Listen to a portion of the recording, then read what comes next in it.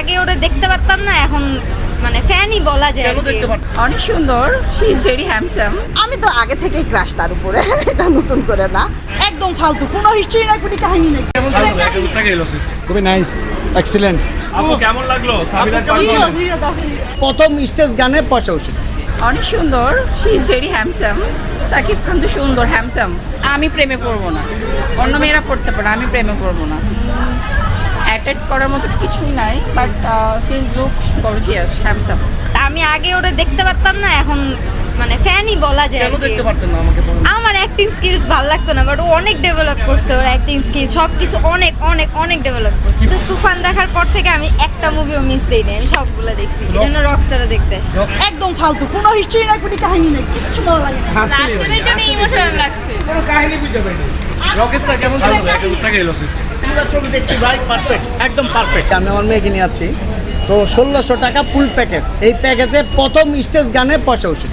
যে নিশায় থাকলে নিজের ভালোবাসা হারাইতে হয়, এইটা মেসেজটা সুন্দর দিচ্ছে। প্রত্যেকবারই আমরা আলাদা একটা এক্সাইটমেন্ট নিয়ে আসি যে শাকিব খানের নিউ কোনো একটা ধামাকা দেখতে আসতেছি, তো সেরকম একটা এক্সাইটমেন্ট নিয়ে আসছি, আশা করতেছি ভালো হবে। আপু কেমন লাগলো রকস্টার? ভালো লাগে।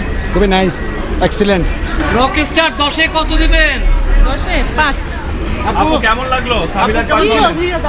রকস্টার কেমন ছিল ভাইয়া? হ্যাঁ ভালো ছিল। ভালো ছিল। আমি বাসায় গিয়ে চিন্তা করতেছিলাম, আচ্ছা সাকিব খান কিভাবে এত ইয়ং হয়ে গেল, তার বয়স কি আসলেই বাড়তেছে না কমতেছে, দিন দিন ইয়ং হচ্ছে নাকি বয়স হয়ে যাচ্ছে। আমি তো আগে থেকেই ক্রাশ তার উপরে, এটা নতুন করে না। তো যাই হোক, ভালো লাগছে, ওনার ছবি সবই ভালো লাগে। আমি প্রত্যেকটা মুভি দেখি, প্রত্যেক ঈদেই দেখি। আমি শাহরুখ খানের কিন্তু অনেক ভালোবাসি। সাবিলা নূর আমার পছন্দ না, সত্যি কথা। হ্যাঁ, মানে আরও যদি এখানে যদি অভিবিশ্বাস থাকতো, মানে আমি তো একদম মানে পাগল হয়ে যেতাম। শাহরুখ খান, তুমি অপু আর নিয়ে একটা মুভি করো, একটা মুভি চাই আমি অপুকে নিয়ে। বাকি যেগুলো আছে এগুলো হচ্ছে নাটকের অভিনেতা, কিন্তু যদি আমি যে বড় পথের অভিনেতা বলি সেটি হচ্ছে সাকিব খান। আসলে রক স্টারের লুক নিয়ে কি বলবো, আমি তো নিজেই রক স্টার, সাকিব খানের স্টার দেখে। রকস্টার কেমন লাগলো? ভালো ভালো, সাকিব খানের অভিনয় খুব ভালো লাগছে। Thank you. কেমন ছিল ভাইয়া? ভালো ছিল, কেমন লাগলো রকস্টার? মোটামুটি ফালতু ফালতু। কেমন লাগলো রকস্টার? ভালো লাগলো, ভালো হয়েছে, কেন খুব ভালো সুন্দর লাগলো? হয়েছে, ভালো হয়েছে। শিল্পীগুলো নিয়ে ছবিটা করছে, খুব সুন্দর হয়েছে, সিঙ্গারদের নিয়ে Thank you, thank you. অনেক ভালো হয়েছে। আপু রকস্টার কেমন কেমন লাগলো? ছিল? আপু রকস্টার? আপু রকস্টার কেমন লেগেছে? আলহামদুলিল্লাহ, মোটামুটি এত ভালো। হ্যাঁ, মোটামুটি। ভাইয়া কেমন লাগলো Rockstar? I had been once the old আপু times কেমন the লাগলো রকস্টার? জি ভাই, ভালো লাগছে। ভালো লাগছে।